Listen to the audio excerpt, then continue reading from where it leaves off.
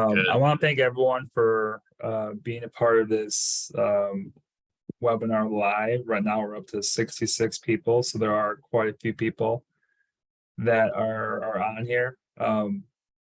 Obviously, this is a topic that I'm pretty passionate about. I mean, I know obviously TScan's great for, case finishing of a variety of cases, but I think it's got a ton of value diagnostically. And I'm excited to have Dr. Sutter, who uses TScan on a regular basis in his practice, that we have him here to present this. So before we get started, just a little heads up. There's a Q&A section down below. So if you have any questions, just pull up that Q&A session and type in your question. We may answer it on the spot, or more likely than not, we'll probably answer it after the webinar is done. Also, if there's anything that I need to myself or Jen needs to tell you throughout the webinar, there's a chat section as well. We'll type it in the chat section. So without further ado, I probably don't really have to say much about Dr. Sutter because I think he's been on a lot of webinars. You may have seen him live.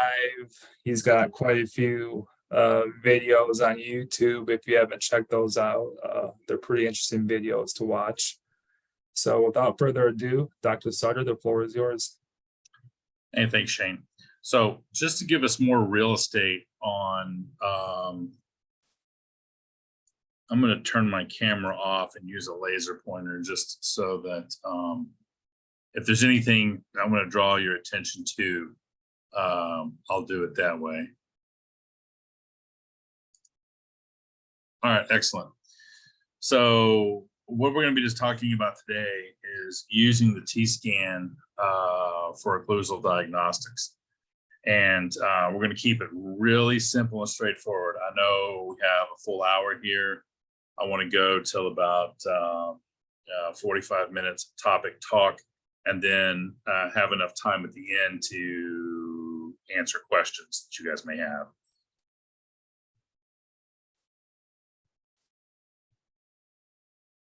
Okay, there we go.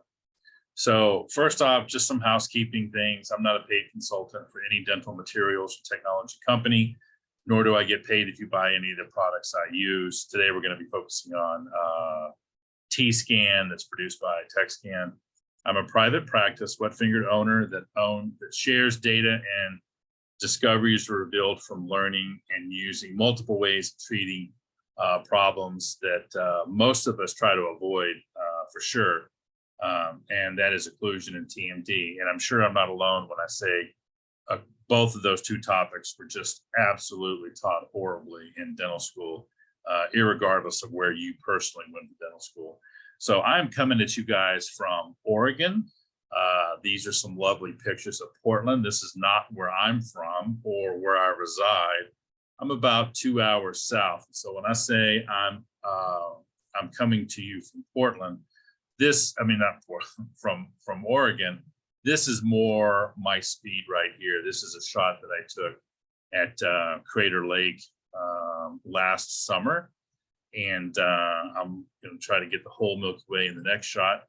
And this is what I mean. And this here is this beautiful color that's brought to you by a really bad forest fire that we were having. This is morning, looking off my back deck, looking west.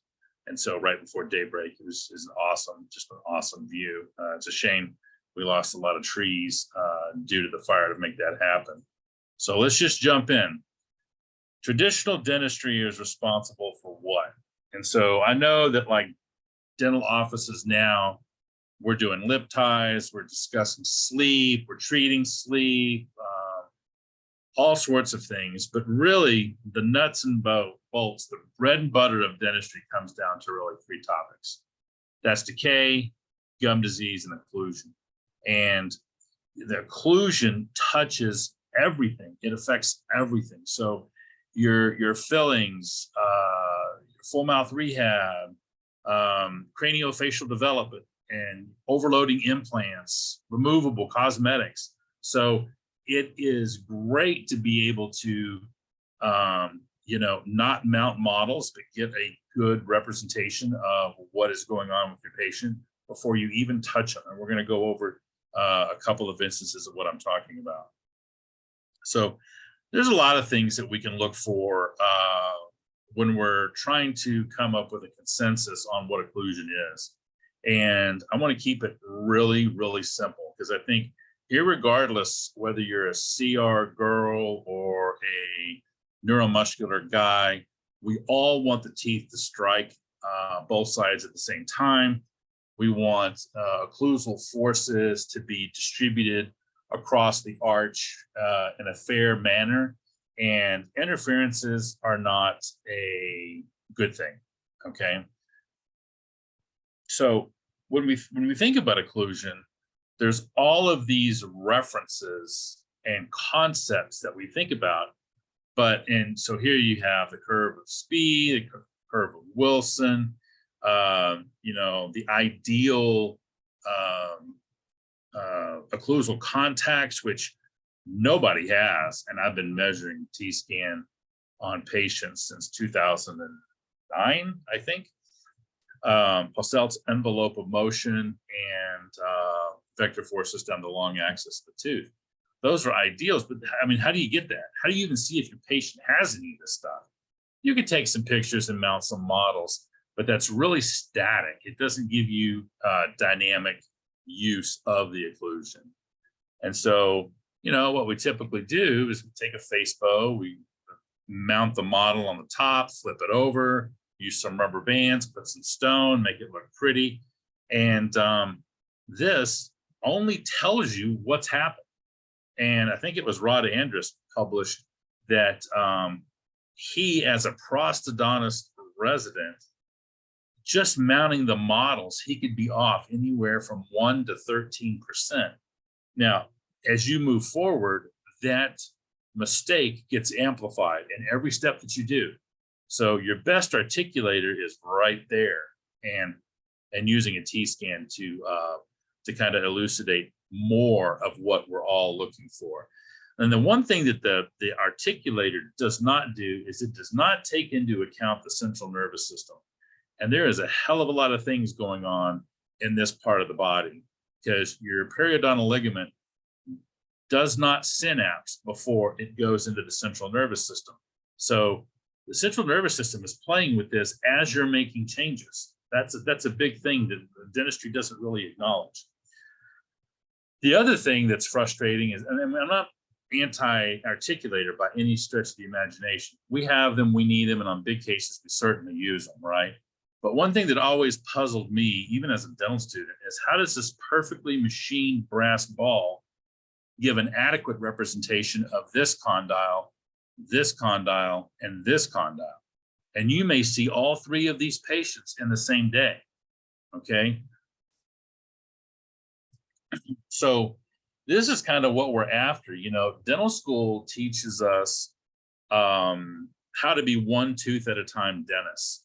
And you check for decay, you check for perio, you check for an abscess. Now all looks good, check, go to the next one, right? But what dental school does not do is how do you make two joints, 28 teeth, and all the muscles and nerves function as one cohesive unit? That's tough. T-scan is going to help you with that, okay? I got this from Lane Ochi. He's a buddy of mine, and we share the same geeky passion for occlusion, so we share slides occasionally. You might see another one of his. All right, so when a patient comes into your office, everything that you do to rationalize what you're going to do is you show the patient something, right? So patient comes in, and we always like a baseline. So at the heat of the pandemic, the height of the pandemic, I had a patient come in, very nice guy. I checked his bite. He was a new patient. And I'm doing that on every single patient. And this tooth was hitting first and had complaints consistent with, trigeminal neuralgia. So I don't like to jump the gun, but I'm like, there's a number of things that can be done to bring you some relief. And then a year later, I'm going to tell him, hey, you need a root canal buildup and crown. And by the way, that's almost $4,000. And if he didn't have the x-ray and he was just listening to you, he knows he's in pain, but how do you justify that? And so a picture is worth 1,000 words. So we also use intraoral cameras. And so you don't need to be a dentist to appreciate that this is not normal, right? We have fractures here, looks like there's some decay underneath this filling. The tooth broke, you've got decay right there. So usually when a patient sees that, they're like, holy cow, that's in my mouth. And patients just want to know, okay, can you fix it, right? Please tell me I'm not going to lose a tooth.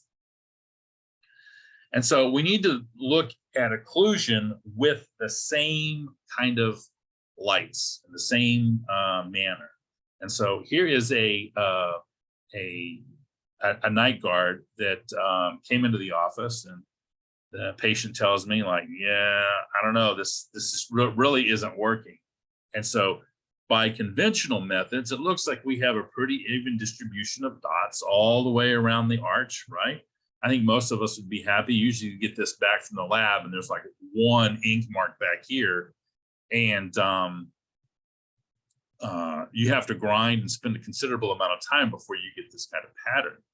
But when you put it to the test and you look at what evidence-based dentistry is telling us about how doctors are evaluating the ink marks that are on teeth or on a crown, we're at best 17%. That's the average, 17%. At best, we're 40% accurate, and at worst, we're less than 5% accurate. Now, I don't know any of us that would use a implant that had a 40 or 60% fail rate with a 40% success rate. Now we'd be out of business. That's what we're doing every day in our offices. And I know some of you right there are thinking, that's not me. That's not my office. Yeah, it's your office too. It's just a testament to how resilient the body is at adapting. And it's me too. That's why I own multiple TScans. And so now you guys know what the profession does not really even acknowledge, unfortunately. So when you take that nice splint that I showed you earlier, this is your distribution of force. Now, if your daughter or your son or your wife, whatever, went in and had to have a splint made, let's say, okay, and they paid, $1,000 or whatever it is, and the final result was 60-40. I mean, as a dentist, is that acceptable? Would you be happy with that? Is that good money well spent? And the answer to that is no. Or let me ask another question. If this was your end result, are you happy with this end result? And I hope most of us that are ethical would say, nah, I'd want it to be like, better. I want this to be 50-50 or within at least 5 percentage points of variation. And I'd want my center of force icon kind of right on the crosshairs or minimalistically inside this wide oval. Okay, it doesn't have to be on the crosshairs, but if we're talking about the ideals, we'd want it to be like essentially right there. Okay, so I'm going to go through just a couple of new patients that have come into the office. And since I check all of my new patients with TScan, you get a little history on some of these, okay? And some of these were like this week, so there's no nice pictures to go with them, but you'll appreciate the story nonetheless. So a new patient comes in and he is having pain on both sides, but it's primarily on the right side. He complains of neck, shoulder, and facial pain, has a night guard, but it doesn't really work. I mean, how many times have we all heard this, right? So I said, well, let's check your bite first. Let's see how bad off you are. Now, remember, pain is on the right side, okay? So your eyes should instantly just go to this. This is the most obvious thing, right? But he's kind of touching the white oval and not crazy off. here is his the night guard that he was wearing. Okay, so the balance right and left is not too far from what the habitual was, right? However, the forces are more distal. You got 40% of total bite force on one area of the tooth. So we know in the mornings when he wakes up, 3 or 30 is going to be hurting. And because you haven't corrected the occlusion, either with bite adjustments or the splint, we know that there's a reason why the patient's not getting any kind of result there. Okay, new patient comes to the office. She left her old dentist because she's sick and tired of not being listened to as a patient. So there's no perio, there's no decay, and this is how she presents. Okay, so give you a second just to take that in. I mean, what do you think? I'll give you a hint over here. We are missing some second molars. Okay, patient reports ortho took them out when she had it done. Well, okay, let's put our TScan in and see what it comes up with. Now, knowing what we just talked in the previous case, are you happy with this, right? This violates like all 3 of the rules that we kind of, that I kind of came or presented as a consensus, right? So she's got 60% of total bite forces on the left, 40% of total bite forces on the right. And if you look at this indicator right here, we know that 36.4% of total bite force is on that one tooth. Well, what's going to happen to that tooth if it stays like that? Well, right, this is the patient who's going to come in with a broken tooth at 4:30 wanting it fixed, and she's going to say, oh, you know what, I was just eating a piece of cheese when this tooth broke. I really don't understand why the tooth broke. I wasn't eating anything hard.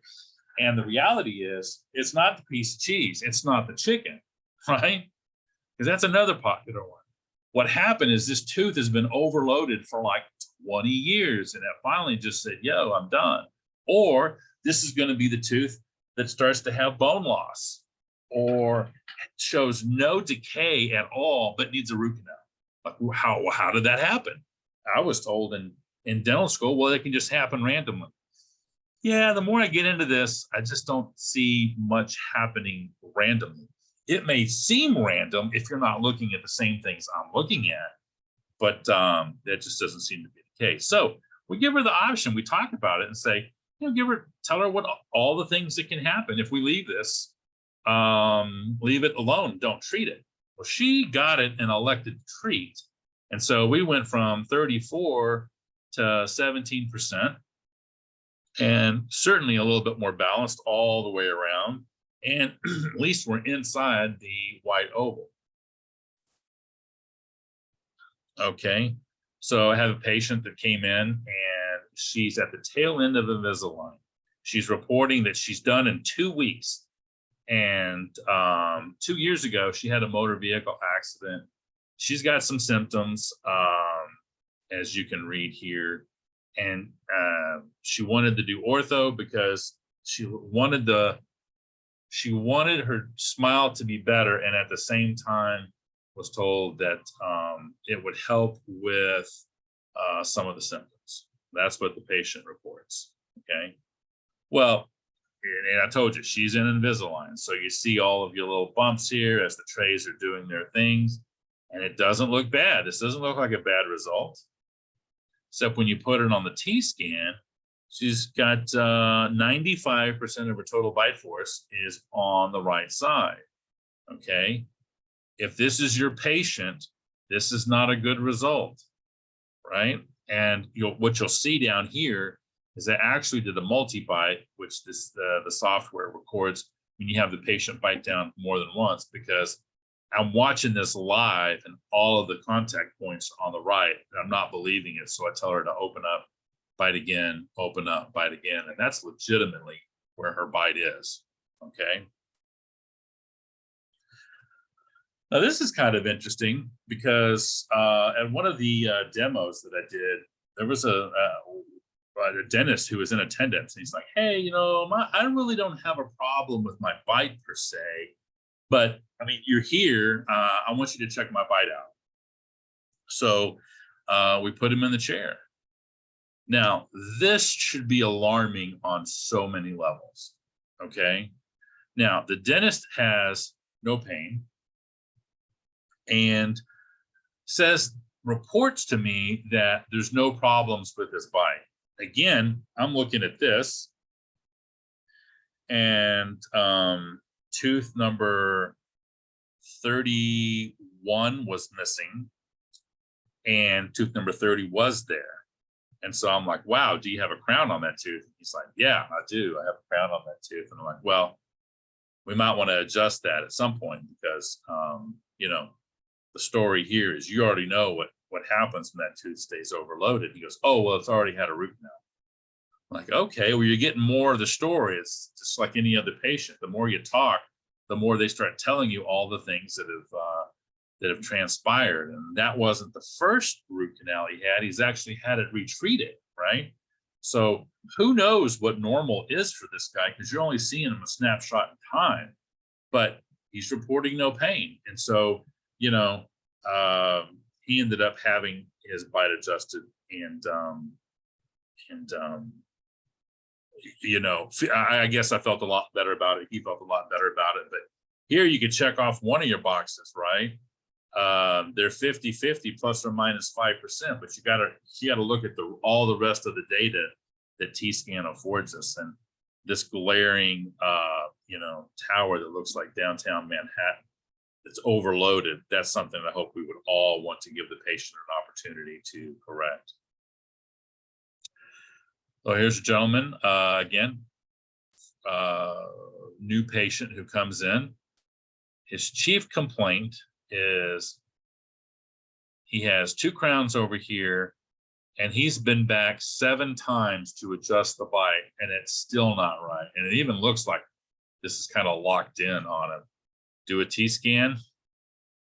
The center of force icon is way off, but it's practically pointing to what your problem is, right? And so I adjust 2 crowns, and this is EMG, so I don't really want to spend any time with that, but this is version 10 as I'm working. I do work with EMGs in tandem, but just pay attention to this right here. So 82% of total bite force is on the left, and I can't really read that. 30.7 is on this one tooth, right?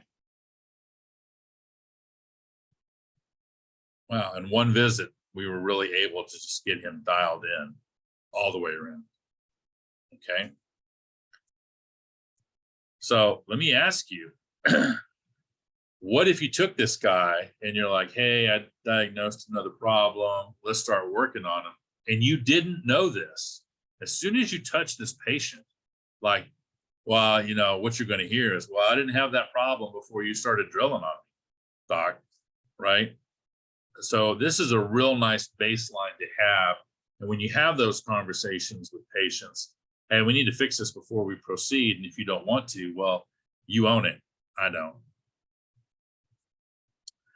Ortho cases. Okay, well, here's a little bit of a recession on a 17-year-old. Evan comes into the practice, and his concern is he can feel a fingernail, a notch with his fingernail on the upper right side, and this is what he points to. So this image is flipped. This is 14, just so you compare the contralateral side, but this blue line is where the gums should be. He has had ortho. So, you know, you do a T-scan, and look, he really can't even maintain a clench. This black line is total force. So he bites for a period of time, and then he kind of lets go because it's not comfortable. And he's got 20% on the right side on number 3, but he's even got higher numbers on the contralateral side, 14. And I guess what's happened, you know, you're only seeing this a snapshot today.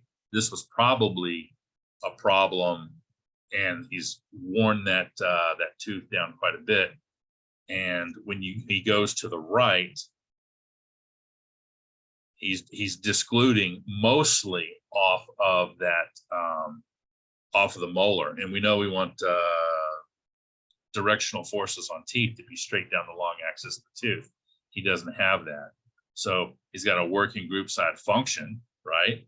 And that actually upregulates muscle. This is not suitable, despite what textbooks say, as far as group function, because all of those just repeat the same thing before any of this technology was available. And I'm talking specifically about EMGs and TScan. So when he goes to the right, there's anterior contacts up here. He's got some canine guidance. He just got the interferences that are getting in the way. And this looks much cleaner. Instead of going out to the side, he's going right towards the discluding ramp, which is a canine. You see all of these forces are coming down, right? And he bites. He can sustain a clinch to a point. And then when I tell him to shift, you see the red quadrant goes up, all the other quadrants go down. That's because the canine is in the red quadrant and the force vector is shifting in that direction. The back teeth come apart and you are saving the deflective forces on these posterior teeth on both sides, actually.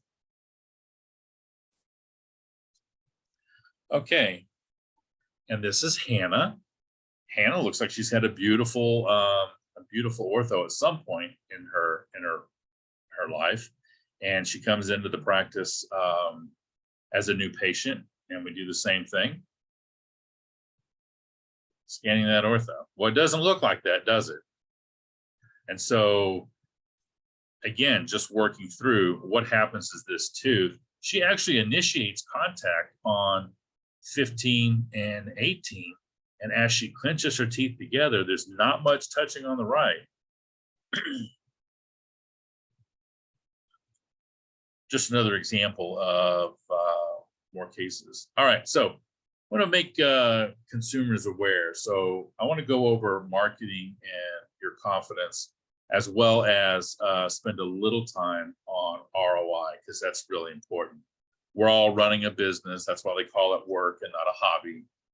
We need to get paid for what we do and the expertise we bring to the patient.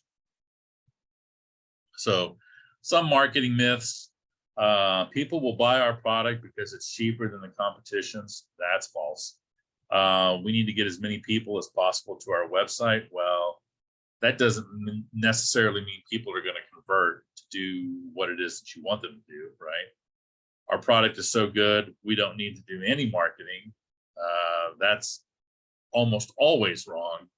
And the more I spend on my marketing, the better my returns will be. So you only get 2 out of the 3 when you look at customer service, cheap price, and a quality product. So high traffic to your site does not translate to revenue, and customers need to know what your brand is. So if you're going to be a functional dentist and just drill, fill, and build, you certainly don't need a T-scan for that. Although we have all redone some of our own work before that, it was the lab's fault. No, it was our fault, because the same lab that you've been using for the last 10 years didn't make an error, and now they're all being milled, right? So you're really getting the same product pretty much every time. And you want to offer something that others don't. Well, no one's talking about occlusion. I had talked to a buddy, Drew Addy. I was in his office in 2020, and he called me up. He's like, "We're expanding. We've got a new location with more ops, and I'm just so busy." And I'm like, "Well, what do you attribute that to?" He's like, "Well, I'm the only one in the area that's talking about occlusion." So you don't have to go into massive debt and get a whole bunch of equipment. Like, I've got a CBCT in my office. Not everybody uses. I don't use that on everybody, but everybody needs to have their occlusion checked just as often as we take periodontal probings or x-rays once a year. And some of the other courses that we offer that Robert Kirstein offer. I go into how the bite changes, and I show the same patient over time. You'd be amazed. And trust me, if you've got all on fours or all on tens, or you've got full mouth rehabs out there, things are changing. And the last thing you want to do when a patient has spent that kind of money is redo anything, not to mention the time it takes out of your production schedule to do stuff for free. And so let's see, got to spend money wisely. And I don't think there's a dentist alive who, if the ROI can be guaranteed, there's no amount of money that we wouldn't invest in our business if we had a guaranteed return. So of course, this is one of my websites. Of course, you want to make sure that people know that you have this, and it's always good to have your team members have you work on them a little bit, get this information, share with the team what it's like to have a recording, and so that when people are calling, because I have people drive for hours to the office because they're like, oh yeah, well, I saw that you had a TScan and I'm having bite problems. You don't even need to look for these people. I mean, they're in your practice. And if you're advertising these services, I promise you, they are going to find you. It is a bigger problem than dentistry would admit. Online presence is a really big deal. A well-written copy on a website that is so not in vogue anymore. It was good 15 years ago, was still relevant 10 years ago, maybe even up to 7. But now with like TikTok and Instagram, people are wanting video. You need to be able to sell what it is that you're doing in 2 minutes or less, because that is the attention span. All right. And 50 to 60% of the people that are looking for your services are going to seek you out on the internet, and specifically on a cell phone or a tablet. Laptops are not a thing where people are conducting as much business as we used to. And desktops, forget about it. And unless you're in an office and you're not mobile, there's not a lot of desktops that are even being made anymore, not like it was. So ROI on TScan, and I'm going to go through, these are actually my numbers that I'm going to share with you, okay?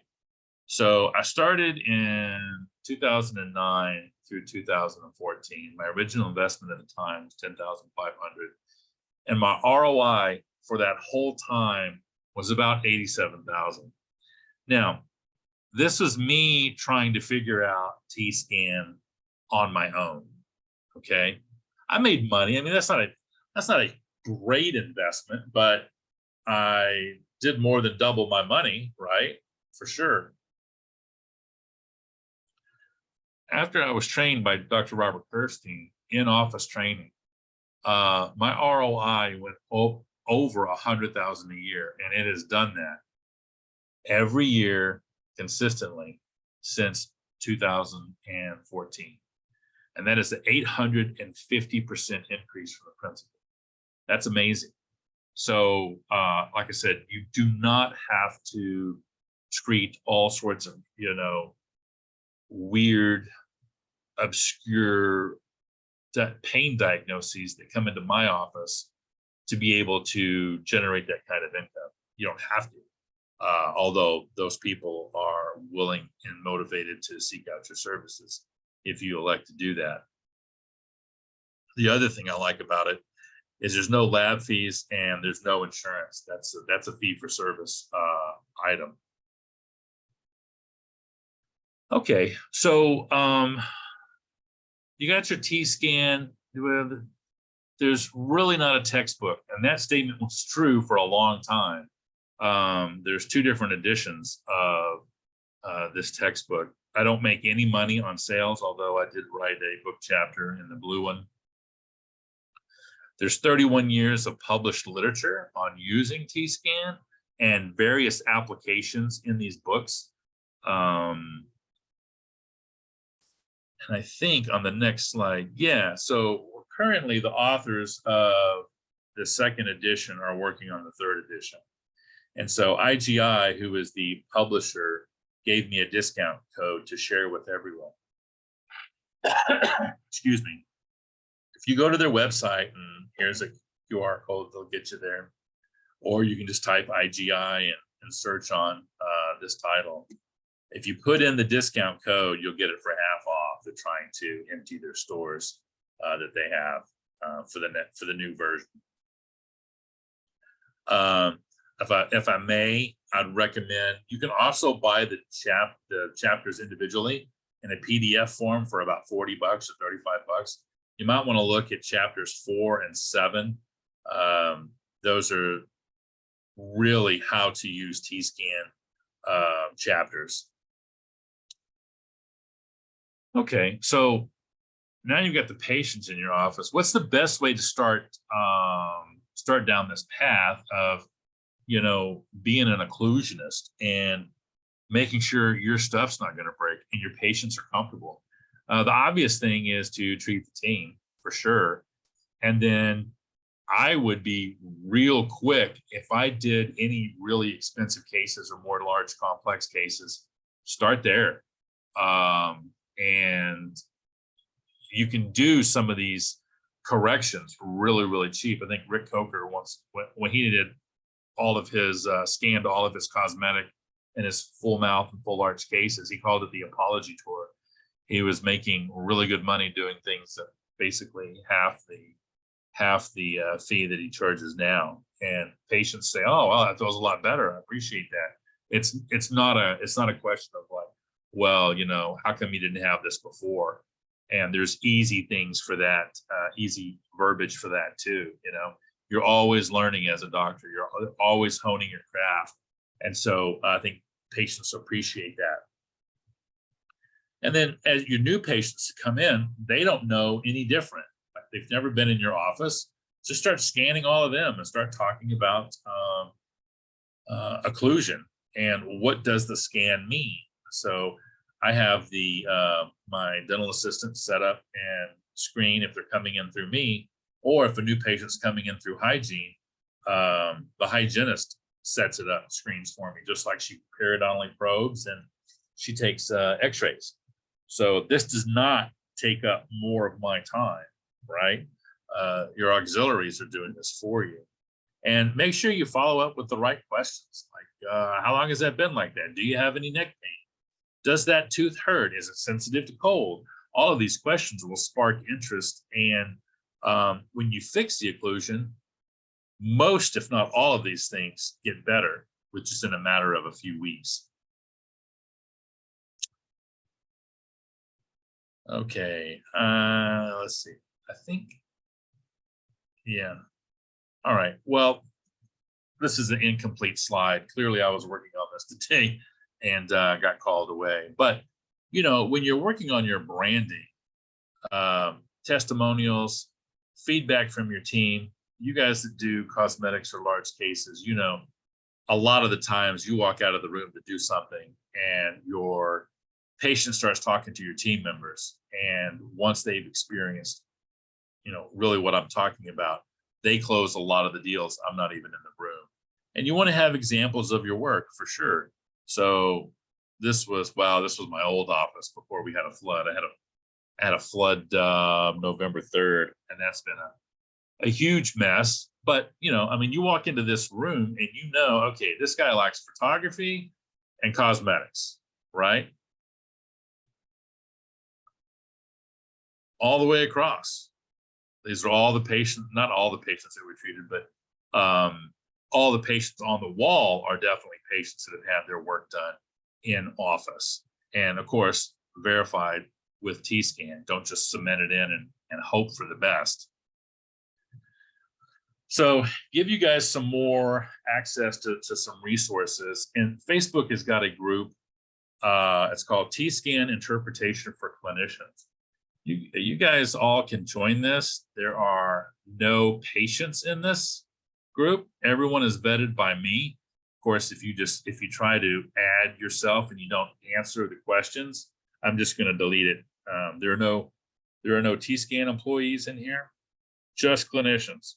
And so if you're a new user or you're thinking about doing it, or you have a case and you are a user, you can throw up scans, and you'll probably have 4 or 5 people that by the end of the day will start addressing you or giving you things to think about. So if you want to know some more about what is up and coming, and there's a web series that TechScan is doing, and there are 2 different ways that you can, or 2 different courses that you can sign up for. One is with Dr. Kirstein. That's going to be next month on June 13th. And I've got the QR code. You can just take a picture of that with your phone, your scanner. And then I'm going to be doing another one of these called, he's doing Understanding the TScan Graph, which is that graph at the bottom of the data readout. And then I'm going to be doing another one on July 12th. And that's how to introduce TScan to your patients, what to say, what to do, what is that verbiage that you need to master. Also, I've kind of teamed up with Vivos in the sense that we are giving a intro to TScan. It's a full day course, September 29th. And if you're really wanting to use the TScan to its fullest extent, there's the DTR course, and that's also at Vivos. That's going to be this summer, August 18th and 19th. Now, this is an important slide because there are discount codes for each one of those QR codes. So if you want to take the DTR course, you can enter this code, and I think it gives you $100 off. And same for the one-day TScan course. That's just how we track how the patients are, or how the doctors are finding the course. BioResearch is also doing a summer 3-day event where they're going to be looking at TMD, sleep, and occlusion. This is also it's going to be recorded. All the lectures will be recorded, and if you sign up and you use the Sutter summer code, you get 50% off. The other thing about the virtual code is this particular one, just like this webinar, it's being recorded. So you can come back and watch those different speakers on all of these different topics throughout the next year, okay? There is a winter retreat in Punta Cana. There is 65% off using the code Sutter Winter. This is not offered virtual, okay? And this is a big deal. I lectured here this year, last January, and it was warm. It was nice. Oh my gosh, the pina coladas out of the pineapples was pretty amazing. Had great CE. It was a great venue, and some of the bluest water I've ever snorkeled in or dove in. And this year it's going to be at the Hard Rock Hotel. So this is limited to 75 participants. This thing is going to fill up. So, you know, obviously if something comes, I would recommend you go ahead and sign up if you're even thinking, hey, I want to learn more. It's a great place, especially when everybody's digging out of, you know, feet of snow in the Midwest and the Northeast, to be somewhere in a nice warm climate. And then I think lastly, Varun Kunte in India is going to be hosting a international DTR course. So if you're watching this internationally, maybe you're like, yeah, Denver's way too far, but you're in Korea and you can get there in just a few hours in Mumbai, and you want to take the course. I've got Dr. Kunte's email there. You can reach out to him. He's taking care of all of the registration on that. And then lastly, I do in-office training.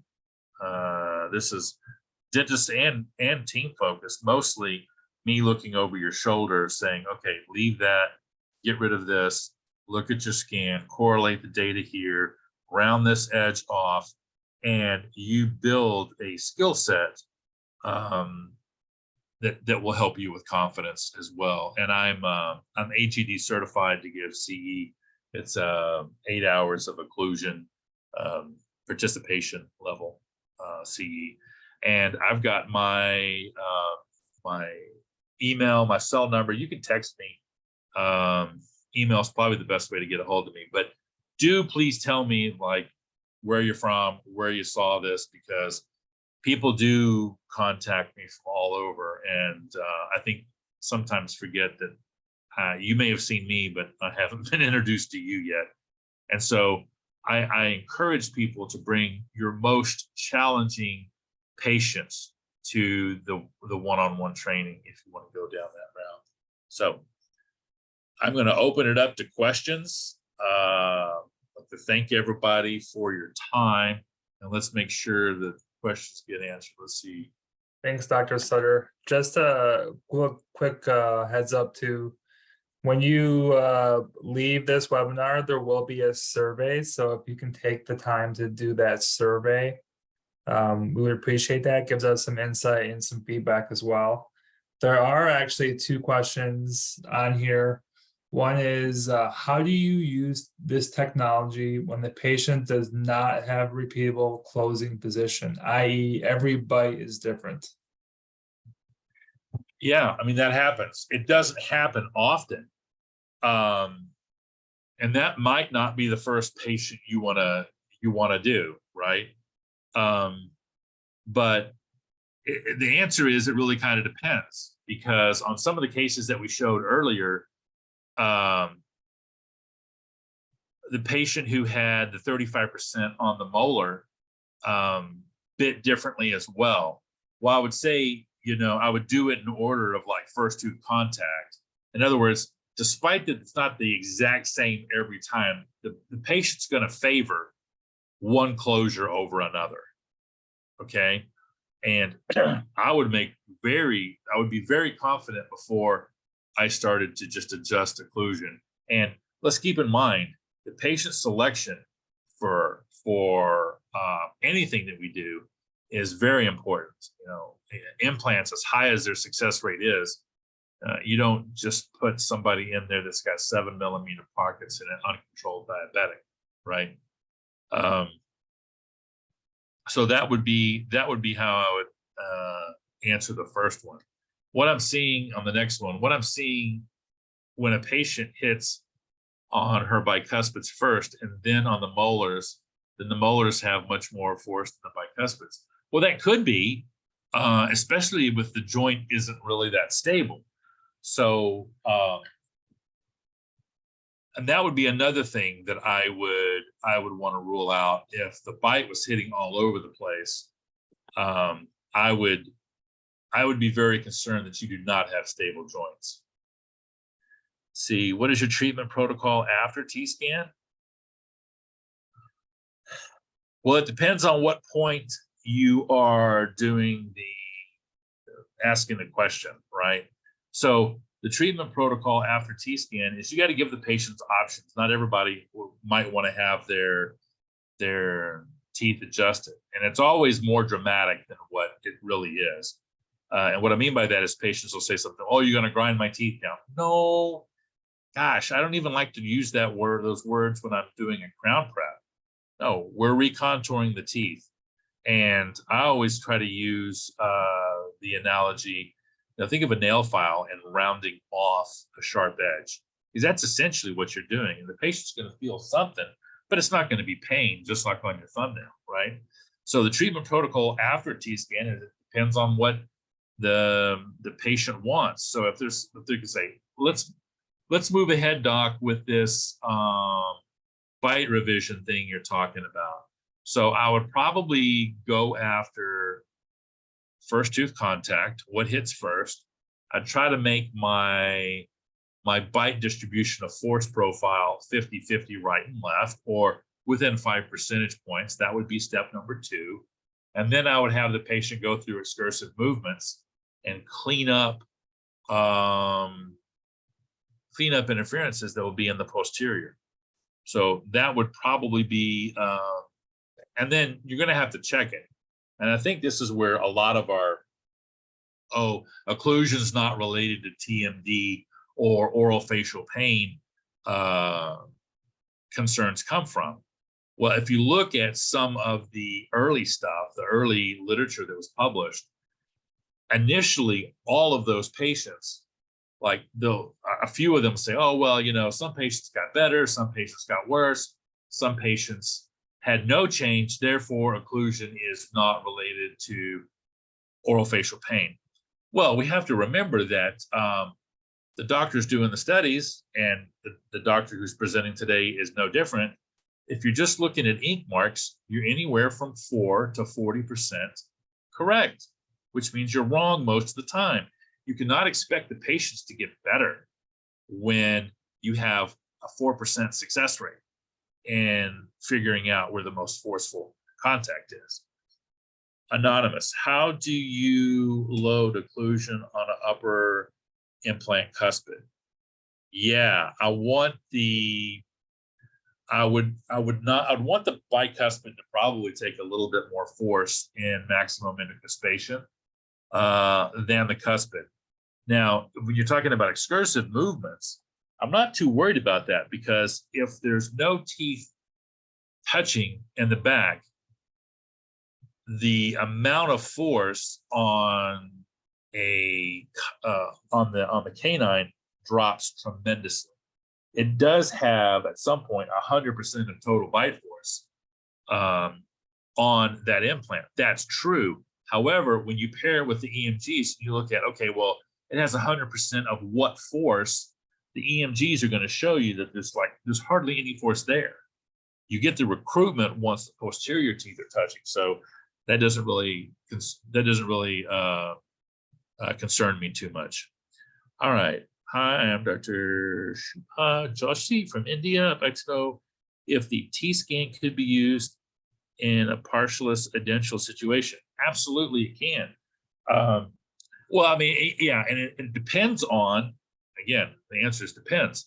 I just saw somebody sent me a panoramic, and they only had like 6 teeth they had all their teeth on the upper, and they only had 6 teeth on the left side. Well, you don't need a T-scan to know that 100% of the bite force is going to be on the side with teeth, right? But if you're going to do a partial, or you're going to do some sort of implant restoration, first of all, if you're placing or restoring implants, you got to have a T-scan. I mean, I think every doctor in the world should own one of these.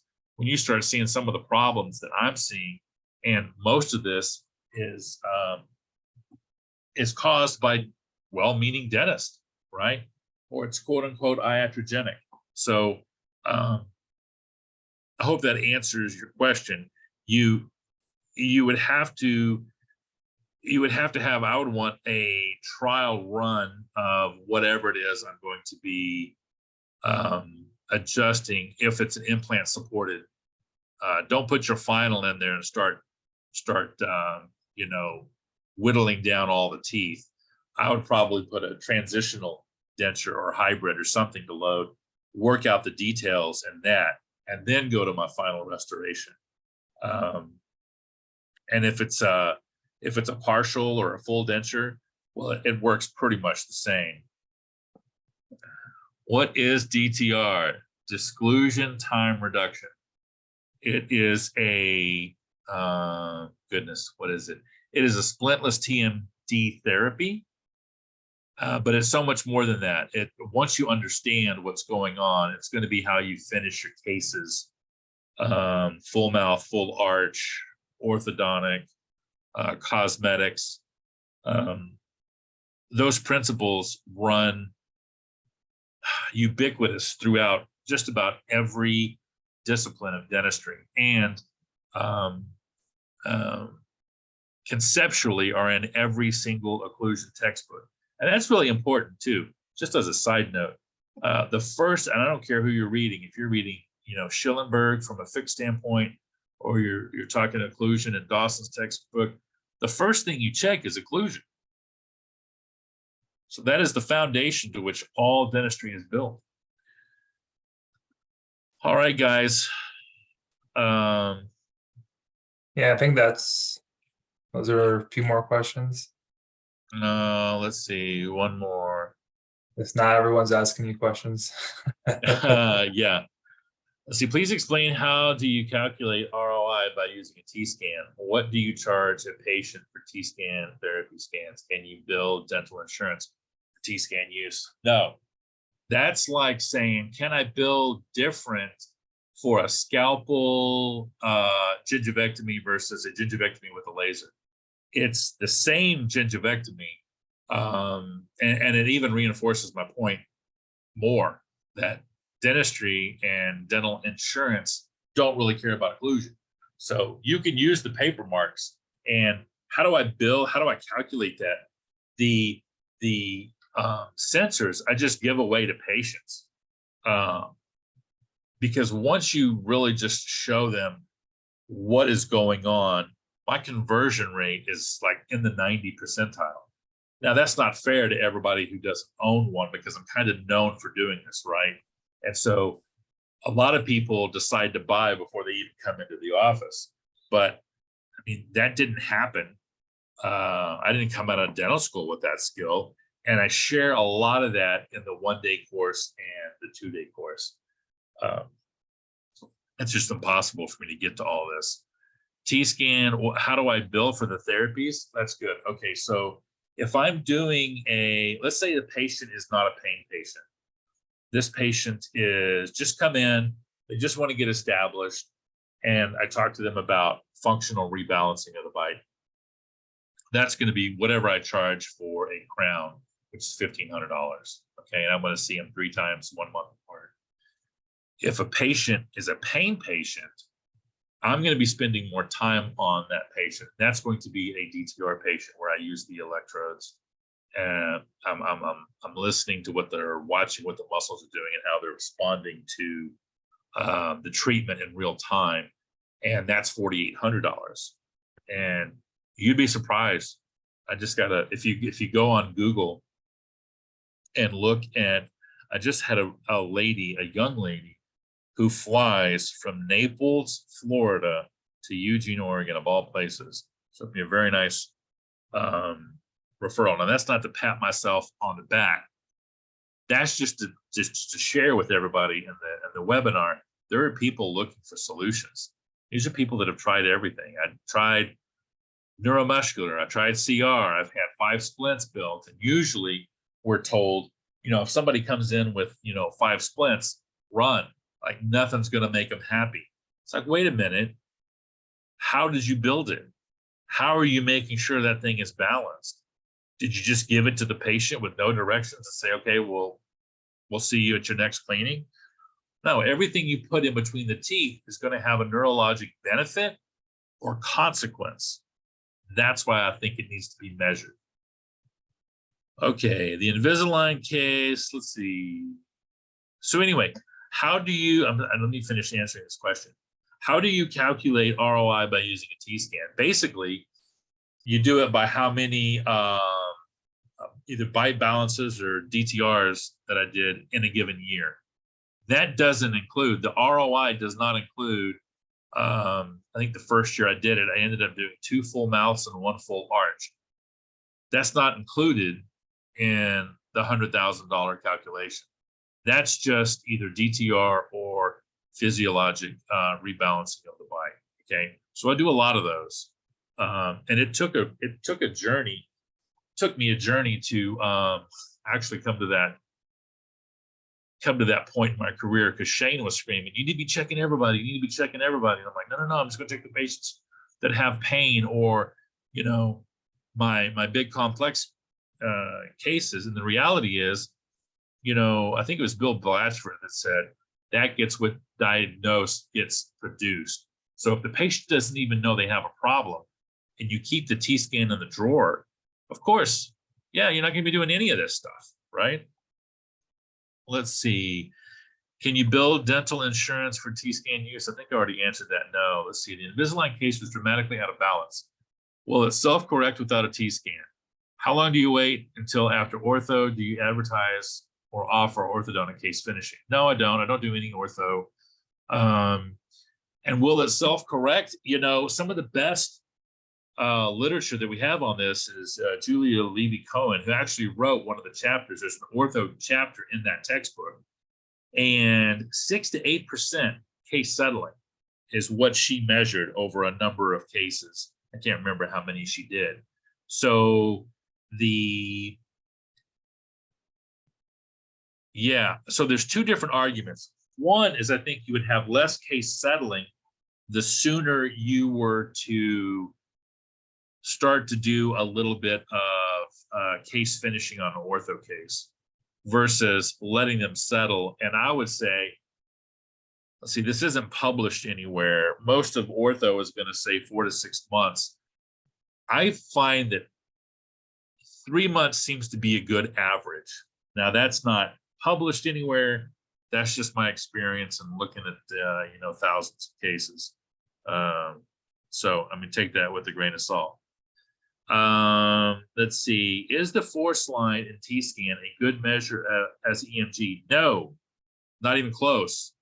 So, and what the force line is going to show you is, how much of total bite force is being executed, right?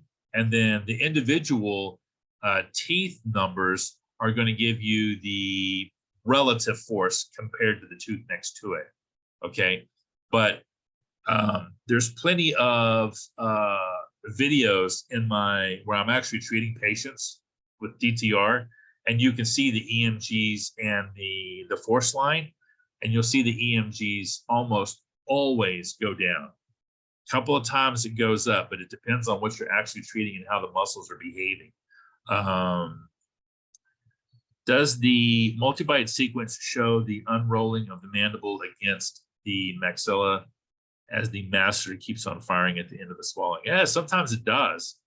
But to test that, I think just bringing it together, yes, you do see it, but at the end of swallowing, you'd have to have the patient swallow at the same time with the TScan sensor to actually be able to measure that. And that is not comfortable because the tongue has to elevate up and you have something in between the top teeth and the bottom teeth. But I do see when the muscles get comfortable, the mandible drops down and forward, not up and back into CR. It comes down and forward when the muscles relax. And that you will see in a T-scan. Okay, last question. Did I go to Oregon Health Sciences University Dental School? No, I went to University of Medicine and Dentistry in New Jersey, which is now Rutgers Dental School after they redid the whole state university system. Shane. Oh, okay. I'll answer one more question. How do you charge for the T-scan exam, then adjustments later? I charge a limited exam. And that kind of gets well, not on a new patient, I wouldn't. But if somebody's coming in and let's just say they had a crown done, I would just charge a limited for it. And that in my office is like, I don't know, $87, $90. And then if we're going to correct it, that's a whole separate fee. And I usually charge on something like that, whatever a 2-surface filling is in your office. And for me, it's $300. Okay. So I think that's the end of the questions. Yeah. Yeah, these are great questions. What a great audience. Yeah. You guys, if you have more questions, my email is right here. I've even been known to get on the phone and talk to somebody if they're like, hey, I'm thinking about taking, this course. What are your thoughts? This is what I want to do with T-scan, and kind of work through it. And, $10,000 or $11,000, whatever it is not a huge chunk of money when you're in the dental field. It's not pocket change either. So I would say with like anything, whether you're buying a CO2 laser, a T-scan, a CBCT, there's a learning curve. You're going to have to, you know, brush up on some skill set before that becomes automatic. And I've been working on this for a long time. And the single biggest thing that helped me, well, first of all, the books weren't even available. There were no videos really on YouTube when I bought this. I don't even think there was a YouTube when I bought this. So some of this stuff, I've been partners with some of the early people that were, you know, using this, like Robert and, you know, Chris Stevens and Mark Montgomery, and there's some other people that have been mentors to me. But I certainly want doctors to have every advantage and to be the best version of themselves. You don't have to be Ben Sutter. You can certainly be, you know, Preston Reynolds, but let's make the very best Preston Reynolds that we can, and you know, go from there. So thank you, everybody. I'm going to log out here. I appreciate everyone's time. I hope no one's upset. I kept you 10 minutes over what I said, but I just wanted to make sure all the questions got answered. No, Thank we you so much. appreciate your insight, Dr. Sutter. Yeah, appreciate you. Thank you. Just heads up for everybody, there is this is being recorded, so if you want to watch this, you know, 1, 2, 3, 4 times, you can watch this this video as well. There's also a survey, so if you have the time, it's only a couple of minutes, please take a survey, give us some feedback as well. And I appreciate everyone that stuck around. We've got people from all over the world that are on this. So hopefully we'll see you at the future sessions. Have a good day, night, morning, wherever you're at.